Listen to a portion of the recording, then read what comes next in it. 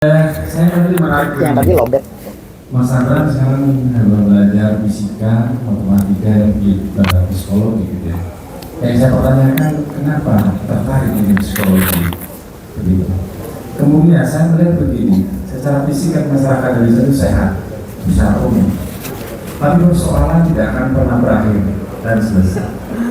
Di sekolah juga begitu, kita anak-anak itu sehat-sehat semua. Tapi banyak guru kepala sekolah mengeluh. Kalau saya melihat kan kita berhadapan dengan, karena masyarakat mengatakan berat sekarang menjadi guru karena yang kita hadapi adalah bukan benda mati, benda hidup. Bisa bergerak, bisa marah, bisa tersinggung, bisa merayu dan lain-lain. Nah ini persoalannya menurut saya, pendekatan pendidikan sekarang tidak dilakukan dengan pendekatan dari psikologi. Saya masih ingat waktu materi Mas Menteri, salah satu pendekatan yang terbaik salah satunya ya, pendidikan harus melakukan pendekatan secara psikologi kedua, karena kita harus sebenarnya anak secara psikologi. Tapi kan kita guru-guru semua mungkin walaupun pernah belajar. Terima kasih guru Gilian, guru generasi cukup sekian. Terima kasih. Assalamualaikum warahmatullahi wabarakatuh. Terima kasih dari aksi Sumatera Utara mewakili Alfi. Saya pertanyaan belum menanyakan apa sih yang dibawa Mas Abang ini. Ini masih harus saya ingin biarkan mereka mendalami Mas Abang. Biarkan. Ya silakan, silakan Pak. Pak Ketua. Ya. Sebelah sana Pak. Mohon Pak Ketua. Pak Ketua. Oke, sebentar Pak ya. Terima kasih. Assalamualaikum warahmatullahi wabarakatuh. Waalaikumsalam warahmatullahi wabarakatuh. Selamat sore. Salam sejahtera untuk kita sekalian. Kalau Mas Sabran, pernah saya baca salah satu buku karya Cak Nun. Di situ nama Mas Sabran sudah ditulis. Ada saya temukan buku itu. Kemudian juga buku-bukunya paling hobi saya baca.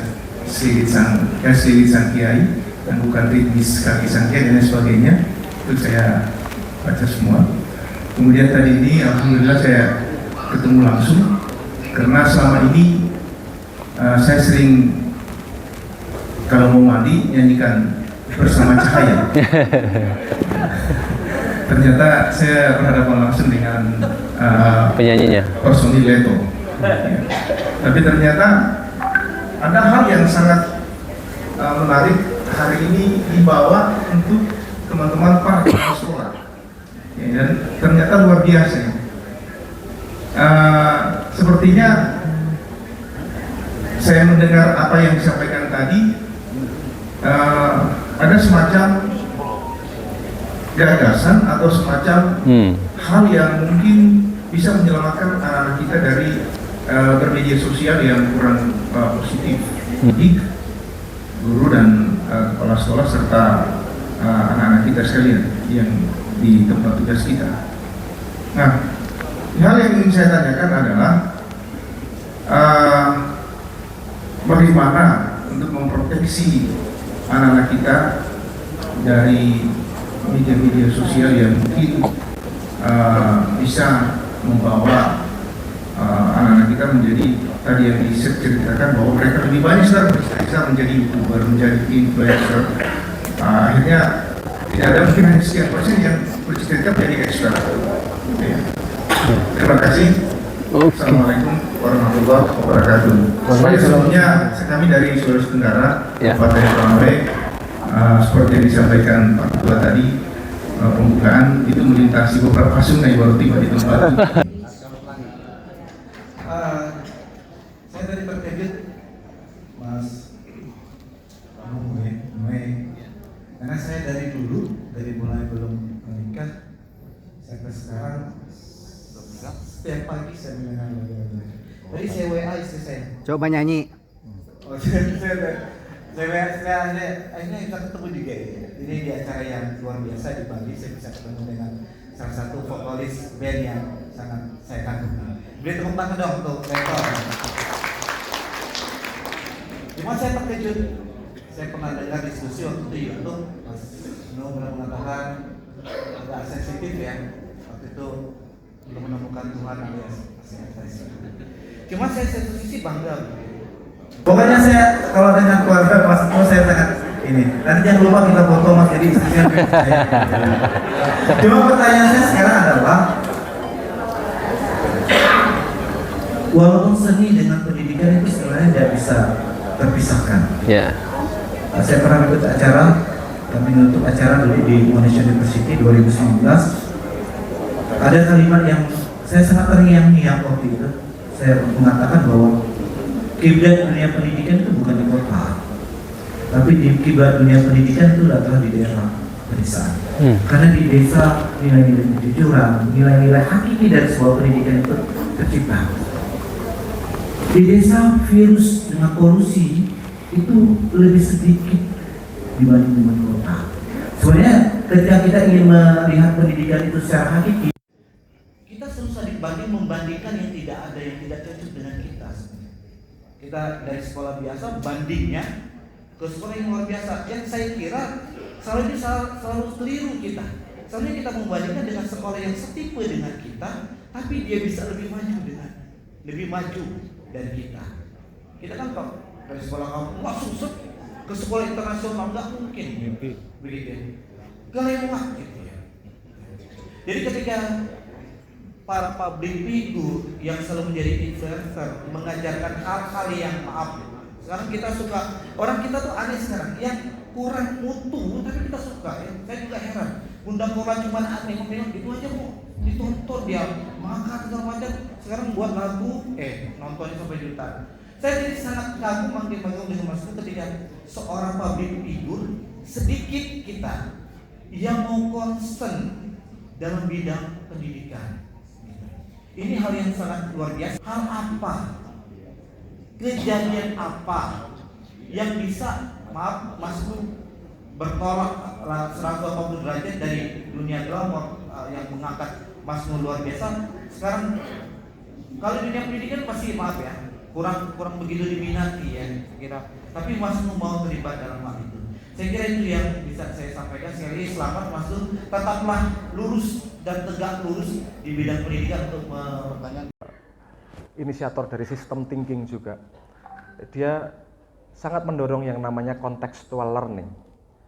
Saya ceritakan 2 cerita yang menarik dari dia untuk memecahkan sebuah masalah ya. Ini dia seorang guru. Salah satu ceritanya begini. Dia dimintain tolong oleh sebuah SMA yang isinya kulit hitam semua. Karena 30% atau hampir 50% itu muridnya nggak bisa baca tulis. Dan diajari baca tulis itu nggak ada yang mau. Nggak bisa terus. Saking putus asanya nih SMA, manggillah Russell Ackoff. Russell Ackoff datang ke sana dan mencoba gimana ya caranya. Pertama yang dia lihat adalah apakah orang ini idiot semua ya gitu. Diteliti sama dia, enggak ya. Kepandaiannya lumayan ya, IQ-nya lumayan. Ini masalahnya motivasi. Terus apa yang dia lakukan? Yang dia lakukan kemudian saya minta 1 kelas gitu. Oke, boleh. Di kelas itu sama dia dibikin bioskop film. Dia bikin peraturan di sekolah, kalau Anda malas di kelas, Anda boleh keluar dari kelas nonton bioskop boleh. Tapi semua yang disetel itu film-film Charlie Chaplin. Film bisu. Cuman ada tulisan di bawahnya. Nonton pada ketawa-ketawa, lama-lama pengen tahu nih, ngomong apa sih ini? Nggak sampai 1 tahun semua bisa membaca. Karena nonton film Charlie Chaplin, seneng, penasaran. Ini bukan saya, ini Russell Ackoff ini idenya dia Russell Ackoff ini. Terus akhirnya bisa membaca semua karena mereka tertarik.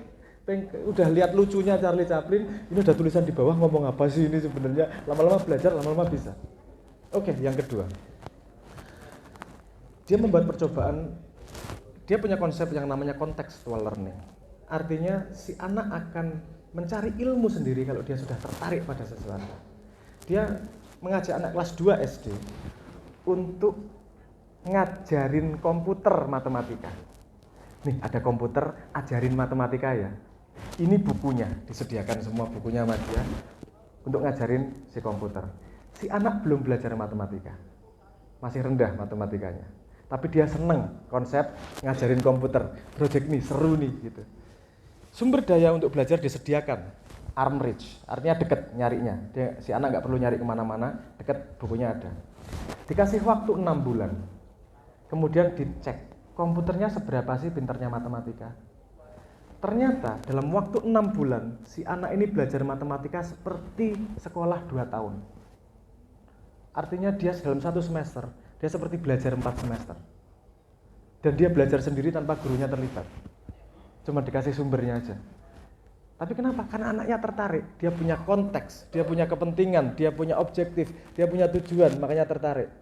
Saya pernah marah-marah itu di sekolah ketika bukan anak saya, adik saya diajari isi KTP apa aja gitu. Ini nggak ada konteksnya buat dia. Dia apal sekarang, itu seminggu lagi juga lupa, orang nggak ada gunanya buat dia kok. Ketika dia nanti mau bikin KTP, pasti ingat sendiri karena ada kebutuhannya. Nah problemnya sekarang dengan banyak pelajaran pedagogi adalah ketidak ada koneksian antara si anak dan ketertarikannya, kan gitu. Nah dengan sosial media, lihat anak-anak belajar sendiri loh ini. Ketika dia tertarik sesuatu, ada lato-lato deh. Ya dulu ada Dewa bikin Dewi-Dewi, Leto pengen leti-leti tapi gagal ya. Jadi yang keluar sekarang lato-lato. Mungkin buat ibu-ibu asing, tapi buat bapak-bapak ini lato-lato terjadi setiap saat kalau sedang berjalan misalnya. Mohon maaf. Misalnya lato-lato. Ada satu yang tertarik, lainnya langsung riset. Apa sih, kemudian terjadi spread meme. Meme itu bukan meme yang istilah populer ya. Meme itu pertama diistilahkan oleh ya Allah, ahli biologi evolusionis. Siapa? Bukan Darwin. Meme itu bukan Darwin, modern. Yang Richard Dawkins. Di bukunya itu ya dia ngomong metodologi dari meme itu. Bagaimana ilmu tersebar secara horizontal cepat di antara anak-anak muda ini. Jadi ketika gurunya ngajari, anaknya tertarik, udah cepat banget. Salah satu contohnya adalah Ice Bucket Challenge. Pernah dengar nggak Ice Bucket Challenge? Itu penggalangan dana untuk riset ALS syndrome. Untuk sindrom. Jadi dia anak muda ini pokoknya cuman pakai es disiram kepalanya, terus saya nunjuk teman saya nyumbang $1.000, terus saya nunjuk teman saya. Ini awareness pengetahuan tentang ALS meningkat sangat pesat. Nah, ini kekuatan dari sosial media, kekuatan dari ketertarikan anak muda. Kalau sekarang anak muda tertarik kepada sosial media, kenapa yang tua tidak yang menjemput bola ke situ? Itu imajinasi saya. Kenapa yang orang tua tidak menjemput bola? Kamu senangnya main di situ ya? Oke, saya yang datang menyediakan tempat, kamu bermainlah, outputnya kamu akan pandai. Kenapa saya cerita contextual learning ini tadi? Karena kemudian si guru tinggal bisa ngasih project. Dek, ada itu yang seru loh. Itu apa ya? Coba diperbincangkan. Itu akan seru sendiri diskusinya. Karena mereka ngobrol sama teman-teman mereka. Si guru tinggal memining semua infonya dan akan terdeteksi oleh sistem siapa yang paling banyak membagi ilmu, siapa yang paling banyak suaranya diakui oleh teman-temannya. Dan itu algoritma yang lebih detail dari simbolik. Artinya simbolik nanti akan mengukur sendiri siapa expert di sebuah ruang kajian tertentu. Karena tadi masalahnya kita harus mengembalikan ahli ke ruang publik. Salah satu problemnya itu ketika si anak sudah tahu bahwa saya ngomong ini ada tanggung jawabnya. Nanti ketika di dunia nyata, di dunia online, di Facebook, di Twitter, dia akan berbicara dengan lebih hati-hati dan dengan keilmuan karena sudah dilatih di ruang tertutup, dalam tanda petik ruang terkontrol yang namanya simbolik di sekolah masing-masing dengan nilai yang dimasukkan masing-masing. Basic idenya seperti itu. Sebelum saya tutup, saya pengen satu cerita terakhir bagaimana kekuatan anak muda itu sekuat apa dengan sosial media, dengan dunia digital. Di dunia riset, ini cerita sebelum saya kembalikan ke moderator. Di dunia riset AIDS, AIDS, virus HIV, itu ada yang namanya protein folding. Protein itu sebenarnya cuma bagaimana asam amino dan seterusnya itu melipat. Jenis cara melipatnya itu akan membentuk protein yang berbeda. Nah, peneliti AIDS itu mencari protein folding dari virus HIV selama 15 tahun. Itu nggak ketemu-ketemu gimana ya protein foldingnya. Karena kemungkinan lipatannya jauh lebih banyak daripada jumlah bintang di jagat raya. Saking banyaknya kan susah nyarinya. Ini gimana cara 15 tahun nyari itu nggak ketemu. Kemudian ada yang bikin game. Seolah-olah game untuk anak-anak bagaimana protein folding, dia bisa folding protein. Targetnya adalah seperti virus HIV. 2 minggu, Pak. 2 minggu 15 tahun nggak ketemu, 2 minggu dirilis sama anak muda langsung ketemu jawabannya protein foldingnya seperti apa. Itu kekuatan dari young mind, kekuatan dari otak muda itu seperti itu. Kalau kita bisa memanfaatkan, apalagi dengan bonus demografi, Indonesia jadi mercusuar dunia bukanlah mimpi, tapi kenyataan di depan mata. Terima kasih. Baik, terima kasih. Aku manusia, mendewasakan manusia. Boleh saya dikasih mic agar kita bisa mendengar bareng-bareng definisi pendidikan di Indonesia. Saya akan jadi pemberontak di sini. Siap. Ya, ini menurut KBBI ya. Pendidikan ialah proses perubahan sikap dan tata laku seseorang ataupun kelompok dalam upaya mendewasakan manusia melalui sebuah pengajaran maupun pelatihan. Terima kasih. Proses untuk mengubah tata laku dan sikap. Setuju nggak dengan definisi? Setuju. Berarti ibu pasti lebih baik daripada muridnya, betul? Iya. Berarti ibu pasti lebih tahu bagaimana menuju surga daripada anak muridnya. Seharusnya Anda yakin bisa menanggung tanggung jawab itu, bahwa perilaku yang Anda ajarkan sesuai dengan dunia yang akan dihadapi si anak ini. Kalau Anda tidak pernah main TikTok, bagaimana Anda mengajarkan perilaku bermain TikTok? Dunia baru ini sama sekali berbeda. Di sini ada yang pernah main blockchain? Bagaimana mengajarkan perilaku blockchain? Kenapa saya tidak setuju dengan definisi itu? Karena itu datang dari asumsi bahwa manusia pasti lebih tahu daripada yang lain. Menurut saya pendidikan adalah memberi ilmu kepada murid agar si murid punya keputusan untuk bersikap seperti apa. Semakin banyak ilmunya, semakin banyak pengetahuannya, dia akan punya independensi sikap untuk bisa menentukan sikapnya seperti apa. Ini berhubungan dengan kalau lulus kuliah itu namanya wisuda. Artinya wisuda apa? Wisuda. Hampir semua saya baca kayak gitu. Iya, wisuda.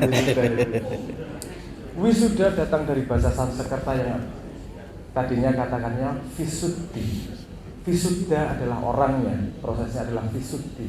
Visuddhi itu artinya orang yang sudah mandiri, orang yang sudah independen, orang yang sudah tidak terpengaruh oleh sekitarnya. Dia sudah menjadi dirinya sendiri, visuddhi. Jadi kita memberi ilmu kepada si murid agar dia mampu menemukan dirinya sendiri untuk menjadi perannya dia di masyarakat sesuai dengan yang Tuhan ciptakan. Ini bersambungan juga dengan agama. Mohon maaf saya agak mustad begitu. Ini juga berhubungan dengan agama, dengan hadis qudsinya, man arafa nafsahu faqad arafa rabbahu. Siapa orang yang mengenal dirinya maka dia akan mengenal Tuhannya. Jadi hidupnya adalah mengenal dirinya, bukan seperti. Karena kita tahu sendiri, sehebat-hebatnya orang pengen seperti Michael Jackson, sehebat-hebatnya dia akan menjadi Michael Jackson KW. Dia hanya bisa menjadi terhebat ketika menjadi versi dirinya yang paling baik, kan gitu. Jadi mohon maaf saya ngomong agak panjang ini ceramah. Ini fondasi kenapa saya pengen bikin aplikasi, saya pengen membuat aplikasi ini. Jadi begini kemudian, dengan parameter si anak, sebelum saya ke situ, asumsi saya begini, sekolah adalah tempat untuk menyiapkan si anak agar siap hidup di dunia sosial dan menjadi manusia yang produktif. sehingga dia diajari segala macam ilmu agar menjadi masyarakat yang produktif. Dan perlu saya ingatkan lagi bahwa sekolah itu ciptaan manusia. Kenapa saya ngomong ini? Karena ciptaan manusia boleh diubah. Kalau ciptaan Tuhan kita nggak mampu mengubah. Kalau ciptaan manusia berarti kita boleh mengevolusi, beradaptasi sistemnya. Ada beberapa hal yang membuat sekolah menjadi tidak kompatibel dengan dunia nyata.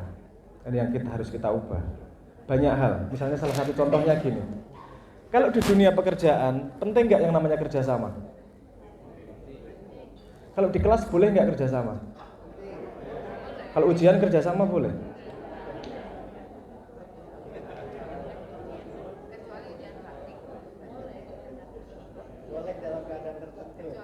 Kalau misalnya kalau sekarang ujian akhir gitu, duduk kerjasama gitu boleh kira-kira?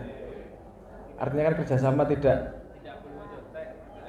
mencontek, itu kan kerjasama pada sebuah konsep tertentu kan gitu.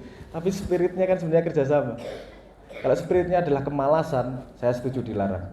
Tapi kalau spiritnya kerjasama, sebenarnya kerjasama kita butuhkan. Anak-anak harus belajar kerjasama agar nanti di luar dia siap kerjasama kan gitu. Salah satu contohnya. Nggak usah contoh kebanyakan contoh. Kalau kuliah nih contohnya, kalau kamu nyontoh dari satu skripsi yang lain namanya plagiat. Kalau nyontoh dari 10 skripsi yang lain namanya riset. Betul nggak? Ya nggak apa-apa lah. Evolusi ya kayak gitu. Kita ngelihat itu dan kemudian berevolusi. Nah, kemudian saya berpikir begini. Oke. Anak-anak dunia nyatanya sekarang berkomunikasinya sudah di dunia online. Anak-anak sekarang banyak menemukan ilmu di dunia online. Kenapa itu tidak bisa tertranslasi, terjemahkan menjadi keilmuan yang diakui di sekolah? Kan gitu kemudian. Salah satu contohnya gini juga. Kalau Anda ngasih anak belajar naik sepeda, apakah langsung ditaruh di jalan raya?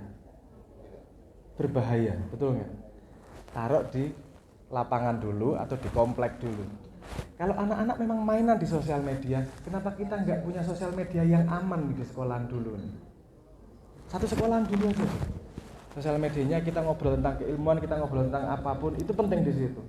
Dan di sosial media itu sebenarnya potensi paling besarnya adalah kita exchange ilmu, saling bagi pengetahuan. Hanya problemnya yang ada sekarang adalah kalau kita ketemu ilmu baru, kita nggak ada cara untuk menyimpannya. Gimana menyimpannya? Karena ada teori neuroscience seperti mengatakan begini, informasi baru akan nempel dengan sendirinya ketika terkoneksi dengan 5 informasi lama. Kita tahu 5 informasi baru, ada informasi baru 1, itu kita connect langsung ingat, udah nggak usah ngapalin apa-apa. Misalnya gini, ada trik-trik gini. Kita fokus 1 titik 30 detik, itu meningkatkan kemampuan kognitif cukup signifikan. Saya ngomong gini nggak bullshit, karena saya membuktikan saya ngambil 3 mata kuliah sekaligus dalam 5 tahun.